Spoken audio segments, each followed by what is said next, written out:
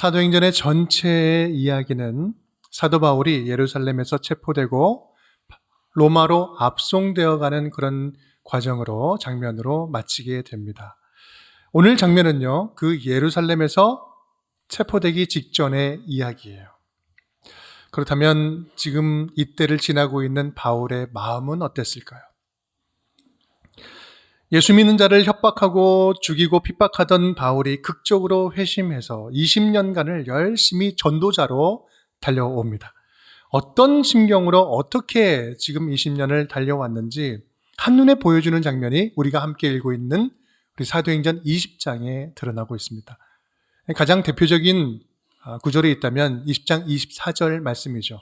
내가 달려갈 길과 주 예수께 받은 사명 곧 하나님의 은혜의 복음을 증언할 일을 마치려 하면은 나의 생명조차 조금도 귀한 것으로 여기지 아니하노라.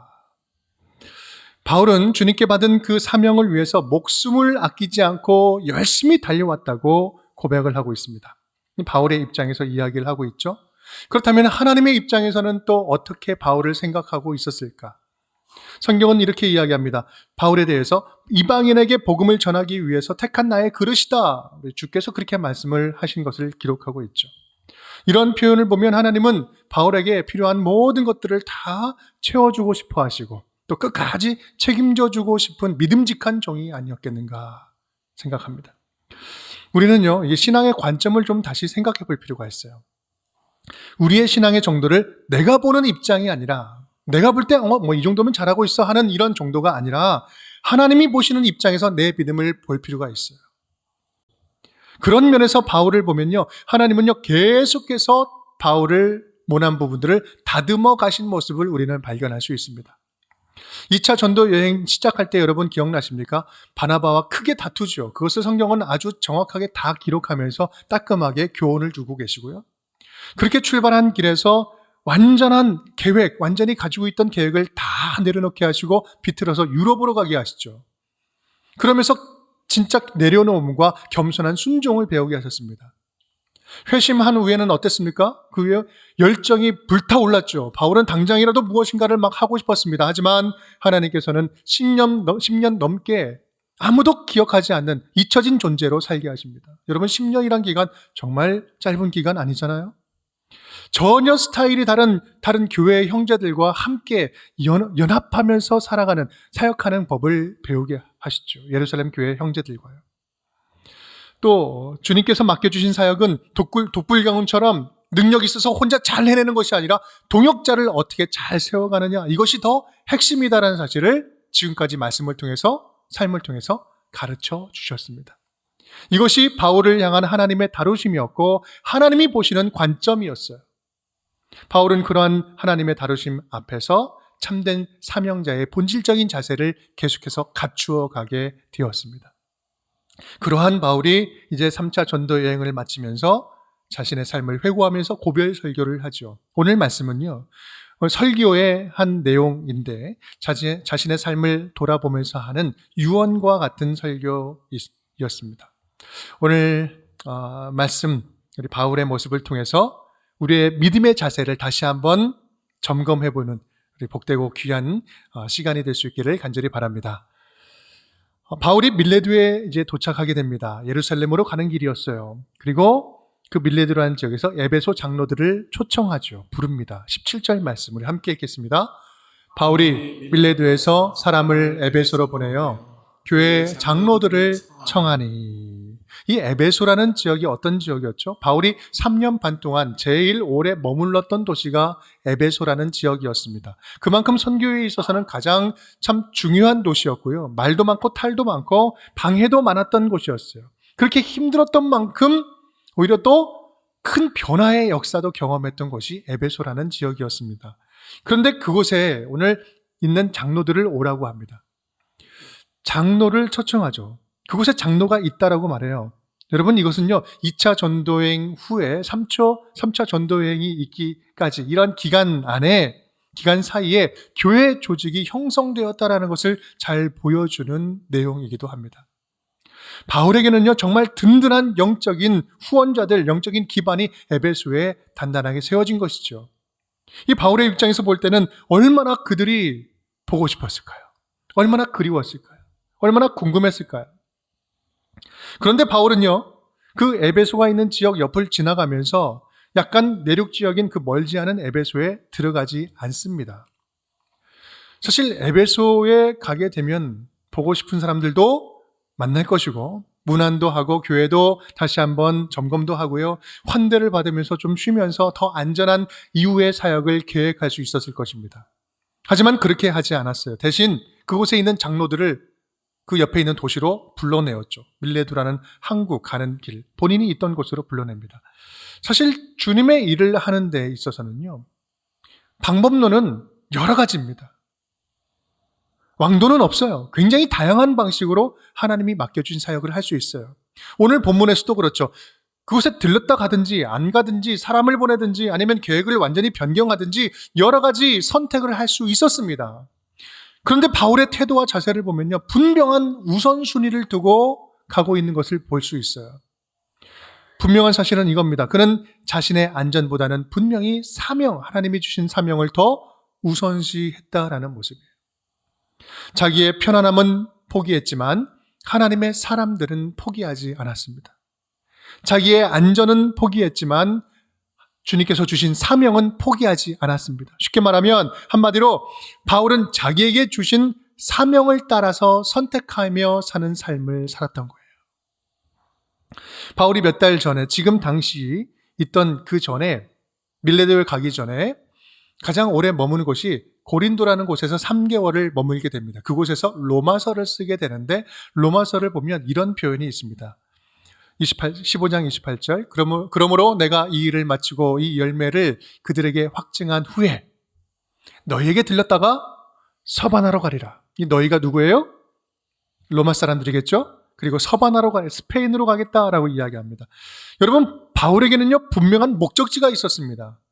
서바나였는데 이 당시 세계관으로는요 이 스페인이 땅 끝이었기 때문에 땅 끝까지 복음을 전하는 거였죠. 사도행전 1장 8절 말씀, 오직 성령이 너에게 임하시면 너희가 권능을 받고 예루살렘과 온 유대와 사마리아와 땅 끝까지 이르러 내 증인이 되리라. 성령이 임하면 땅 끝까지 복음이 전파되는 이 모든 것, 이것이 바로 믿는 자에게 주신 사명이다였다는 거죠. 예수 그리스도를 만나 회심한 바울에게는요 주님께서 주신 이 사명이 곧 생명이었습니다. 이 마태복음 28장 20절 말씀, 내가 너희에게 분부한 모든 것을 가르쳐 지키게 하라. 볼지어다 내가 세상 끝날까지 너희와 항상 함께 있으리라 하시니라. 땅끝까지 복음이 전파되는 끝날까지, 땅끝까지 복음이 전파되는 끝날까지 주님께서 나와 우리와 함께 하신다. 임마누엘 함께 하신다. 주님이 주신 사명과 약속이 나를 붙잡고 나를 끝까지 인도해 주실 것이라는 분명한 믿음을 가지고 있었던 것입니다. 그리고 주님께서는 다시 한번 이 예루살렘 안에 들어갔을 때 확증의 말씀을 주시죠. 사도행전 23장 11절 우리 함께 읽어볼까요? 그날 밤에 주께서 바울 곁에 서서 이르시되 담대하라. 내가 예루살렘에서 나의 일을 증언한 것 같이 로마에서도 증언하여야 하리라 하시니라. 아멘. 예루살렘에서 복음을 전한 우리 바울에게 하나님이 약속해 주시는 거예요. 로마에서도 복음을 증거하여야 하리라. 그는 로마에서 복음을 전하는 이 사명을 받았고 죽어도 죽을 수 없는 이 로마 길로 향하게 됩니다. 담대하게 나아가게 되죠. 그렇게 가면서 큰 풍랑을 만나서 다 죽게 된 그 상황에 사람들이 다 포기하는 그때에 담대하게 외칩니다. 내가 속한 바 곧 내가 섬기는 하나님의 사자가 어젯밤에 내 곁에 서서 말하되 바울아 두려워하지 말라. 다 함께 내가 가이사 앞에 서야 하겠고 또 하나님께서 너와 함께 항해하는 자를 다 내게 주셨다 하였으니 그러므로 여러분이여 안심하라. 나는 내게 말씀하신 그대로 되리라고 하나님을 믿노라. 하나님을 믿노라. 나는 죽어도 죽을 수 없습니다. 하나님이 내게 주신 사명이 있기 때문입니다. 하나님이 살려주실 것입니다. 인도하실 것입니다. 내게 주신 사명을 위해서라도 주님은 나를 살려주실 것이라고 확신하고 있었던 것이죠. 여러분, 풍랑 없는 파도 바다 없고 시련 없는 인생 없죠. 다만 배는 풍랑에 흔들려도 우리의 시선만큼은 흔들리지 않을 수 있습니다. 바울처럼 사명이 이끄는 사람은요 어떤 풍랑에도 초점을 잃지 않을 수가 있어요. 사명이 있는 자는 초점을 잃지 않을 수 있는 거예요. 여러분, 우리의 믿음의 초점이 흔들리고 있지는 않습니까? 신앙의 초점이 어디에 맞춰져 있습니까? 요동치는 지금 삶에, 내 삶에, 지금의 그 현실과 상황에 초점이 맞춰져 있다면 예수 그리스도를 믿어도 항상 불안해요. 왜냐하면 그 초점이 흔들리기 때문에 그렇죠.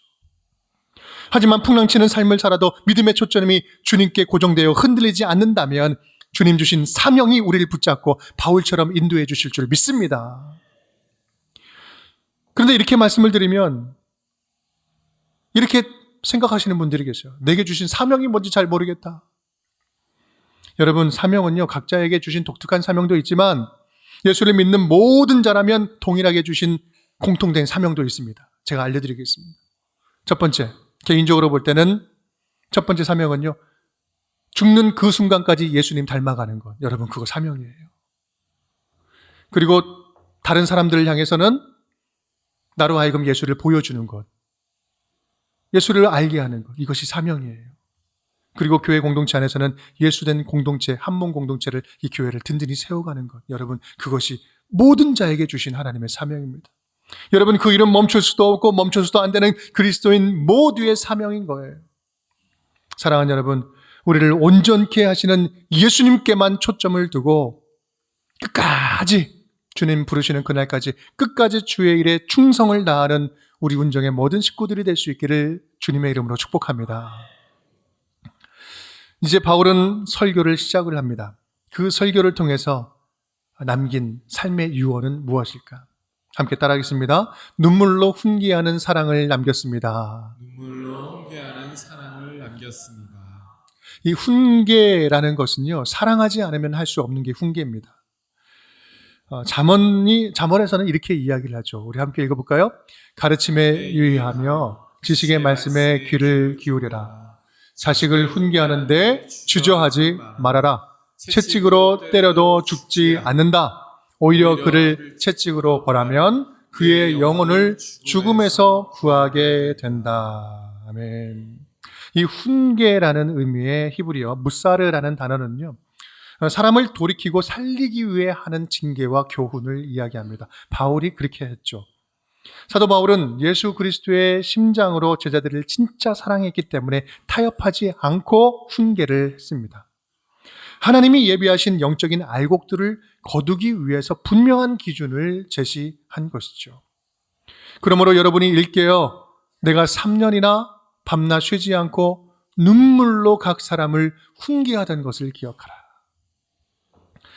바울이 볼 때 그것이 진짜 사랑이었기 때문에 그렇습니다. 당장은 아파도 훈계로 돌이키는 것이 진짜 사랑인 거예요. 저는 가끔 충격적인 이야기를 들을 때가 있어요. 겉으로 말씀은 제가 조심스럽게 드리지만 우리 집은 참 민주적이어서요, 이 종교적인 문제만큼은 서로 존중하고 지냅니다. 서로 터치를 안 합니다. 여러분, 터치 안 하는 게 존중이고 사랑입니까? 이 생명에 관하여서 영원한 생명을 누리고 죽느냐 사느냐의 문제 앞에서 이것이 존중이라고 생각되십니까? 만약 그렇다면 둘 중에 하나예요. 하나는 내가 진짜 이 새 생명을 얻었다는 구원의 감격이 없든지, 아니면 우리 자녀를 사랑하지 않든지, 둘 중에 하나 아닙니까? 여러분, 이거 쉽지 않습니다. 너무나 어려운 문제인 거 알아요. 지금도 눈물로 기도하고 있는 거 잘 압니다. 여러분, 그래서 오늘 사도 바울은 내가 밤낮 쉬지 않고 눈물로 각 사람을 훈계하였다. 그냥 쉽게 해결될 문제는 아니에요. 중요한 것은 눈물로 가르치고 기다리면서 포기하지 않는 것. 이 복음이 진짜야 라고 하는 이 마음으로 포기하지 않는 것. 이것이 중요한 거 아니겠어요? 그래서 바울은요, 자기가 이제 떠나고 없는 그 빈자를 위해서 단 하나의 대책을 또 이야기합니다. 그것이 바로 32절 말씀이죠. 지금 내가 여러분을 주와 및 그 은혜의 말씀에 부탁하노니 그 말씀이 여러분을 능히 든든히 세우사 거룩하게 하심을 입은 모든 자 가운데 기업이 있게 하시리라. 그 은혜의 말씀에 부탁하노니, 은혜의 말씀만이 든든하게 세운다. 말씀, 은혜의 말씀 위에 든든히 서십시오. 다른 방법은 없으니 말씀이 육신이 되어 오신 예수 그리스도를 절대로 떠나지 마십시오. 예수 그리스도를 절대로 떠나지 마십시오. 그것만이 우리가 살 길입니다. 이야기하는 거죠. 사랑하는 여러분, 바라기는 소중하게 아끼고 사랑하는 우리 자녀들에게, 소중하게 여기는 그 사람들에게 눈물 젖은 마음으로 복음을 전할 수 있는 성도들이 다 될 수 있기를 간절히 바랍니다. 적어도 그 일에 있어서는요, 타협하지 않았으면 좋겠어요. 포기하지 않았으면 좋겠어요. 다만 진짜 사랑하면요, 존중하면서, 정말 존중하면서 사랑을 전할 수밖에 없습니다. 우리 19절 말씀, 바울이 자기의 자세에 대해서 이야기해요. 모든 겸손과 눈물이며 겸손한 자세로 눈물로 끝까지 기다리고 참고 견디며 주를 섬기는 것. 그렇게 복음을 전하는. 눈물 젖은 훈계는요, 강요나 폭력일 수 없습니다. 당연히 이건 믿어야 돼. 정죄나 협박은 더더군다 아닙니다. 하나님의 사랑을 만나게 하기 위해서 겸손하고 눈물로 섬기는 거예요. 여러분, 우리 주님은요, 오늘도 다양한 방법으로 모두의 마음에 침투에 들어가기를 원하시는 줄 믿습니다. 적어도 복음을 전하는 그 일에 대해서는 뒤로 물러서거나 타협하거나 포기하지 않았으면 좋겠어요. 그러한 우리 운정의 모든 식구들이 될 수 있기를 주님의 이름으로 축복합니다. 함께 따라하겠습니다. 돕고 섬기는 삶의 모본을 남겼습니다. 돕고 섬기는 삶의 모범을 남겼습니다. 또 하나의 삶으로 남긴 유언은 돕고 섬기는 삶에 헌신하는 것, 그 삶을 남긴 거예요. 우리 33절, 34절 우리 함께 읽어볼까요? 내가 아무의 은이나 금이나 의복을 탐하지 아니하였고 여러분이 아는 바와 같이 이 손으로 나와 내 동행들이 쓰는 것을 충당하여. 아멘. 바울은 자신이 살아온 모습을 아주 당당하고 떳떳하게 이야기를 합니다.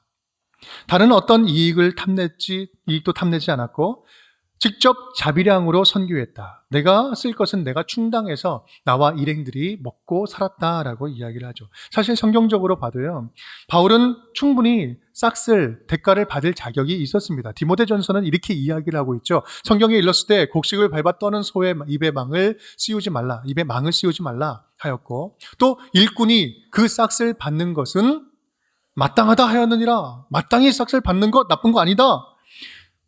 하지만 바울은요, 사역을 추구하는 당시 지도자들과 구별되기 위해서라도 더욱 그는 정결하려고 애썼습니다. 그리고 더 근본적인 이유가 있다면 그것은 복음을 맡은 자로서, 내가 복음을 전하는 자로서 내가 전하는 그 복음이 손상되지 않게 하려고 더 철저하게 정결하려고 노력했던 거예요. 이게 복음 맡은 자의 자세 아니겠습니까? 그러니 당당하고 거리낌 없이 말할 수 있었던 거예요. 그런데 바울은요, 한 걸음 더 나아가서 내가 모본이 된 것을 기억하라라고 이야기해요. 모본이 된 것을 기억하라. 35절 말씀 함께 읽겠습니다. 범사에 여러분에게 모본을 보여준 바와 같이 수고하여 약한 사람을 돕고 또 주 예수께서 친히 말씀하신 바 주는 것이 받는 것보다 복이 있다 하심을 기억하여야 할지니라. 아멘, 아멘. 여기서 뭐가 너에게 모본을 보인 바와 같이, 모본이라는 것은요, 이것만큼은 너희가 꼭 그대로 똑같이 따라해라 라는 말씀이죠. 근데 그것이 뭐예요? 어떤 일이에요? 약한 자를 돕는 일에 수고하는 것. 내 주위의 약한 자를 돕는 일에 수고하는 것.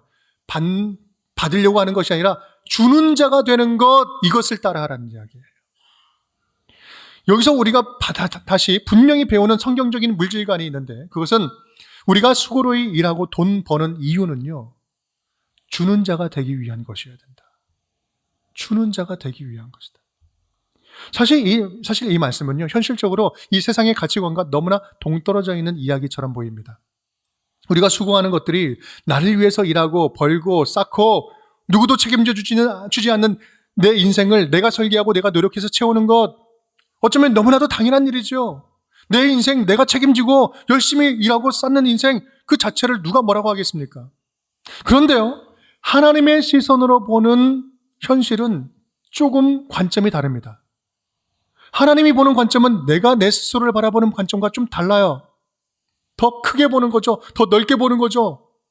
이 세상은 참으로 불완전해서 자기가 자기 하나 책임질 수 없을 정도로 연약하고 도움이 필요한 자가 늘 항상 우리 곁에 있다라는 말씀이에요. 신명기 15장 11절 말씀 함께 읽어볼까요? 땅에는 언제든지 가난한 자가 그치지 아니하겠으므로 내가 내게 명령하여 이르노니 너는 반드시 내 땅 안에 내 형제 중 곤란한 자와 궁핍한 자에게 내 손을 펼치니라. 아멘. 가난한 자는 늘 우리 곁에 있다라는 거예요. 이 현실을 분명히 알고 그 현실을 살아가는 우리에게 반드시 돕는 자로 살아라 라고, 이것은 권면이 아니라 명령을 하고 있다는 말씀입니다. 명령을 받았다. 여러분, 이 말씀으로 보면요, 우리가 누군가를 돕는 일, 이거는 뭐 해도 되고 안 되는 어떤 선택적인 일이 아니라 하나님의 자녀라면 반드시 해야 할 사명이라는 말씀입니다. 바로 여기에 하나님이 말씀하시는 역설적인 진리가 숨어 있습니다. 모든 사람이 서로 받으려고만 한다면 그 공동체는 모두가 다 받으려고 하니까 주지 않고 모두가 다 결핍할 수밖에 없지만, 모두가 다 주는 자가 되면, 주려고 노력하고 주는 자가 되면 그 공동체는 모두가 다 받는 자가 되어서 다 넉넉해질 수 있다는 말씀이에요. 바울은 자신의 삶을 빗대어 이러한 비밀스러운 축복을 말하고 있는데, 한마디로 표현하면 오픈 시크릿이에요. 오픈 시크릿. 비밀은 비밀인데 열려져 있다. 누구에게나 열려져 있다라는 거예요. 누구에게나 활짝 열려져 있지만, 이 축복은 활짝 열려져 있지만 아무나 경험할 수 없는 축복이라는 거예요. 바로 주는 자가 받는 자보다 복되도다. 주는 자에게 주는 하나님의 비밀스러운 축복이에요. 사실 이 말은요, 베풀고 누군가에게 조건 없이 나눠준 자만이 알 수 있는, 그런 줘본 사람만이 무슨 말인지 알 수 있는 축복입니다. 줘본 사람은 무슨 말인지 알아요. 우리 교회에서도 이런 간증이 정말 곳곳마다 넘칩니다. 조용히 누군가를 돕고 섬기는 분들, 100이면 100, 그분과 함께 이야기 나누면서 우리가 어떻게 이런 일을 했습니까? 어떻게 하나님이 주신 마음이 뭡니까? 이렇게 이야기를 하다 보면요, 100이면 100 모두 고백하는 말씀이 하나님께서 제게 부어주시는 은혜가 훨씬 더 큽니다. 비교할 수 없습니다. 이 고백을 모두가 다 하십니다. 여러분, 그런데요, 그분들 보면 모두가 다 넉넉한 분들이 아니에요. 하지만 마음은 누구보다 넉넉한 분들이에요.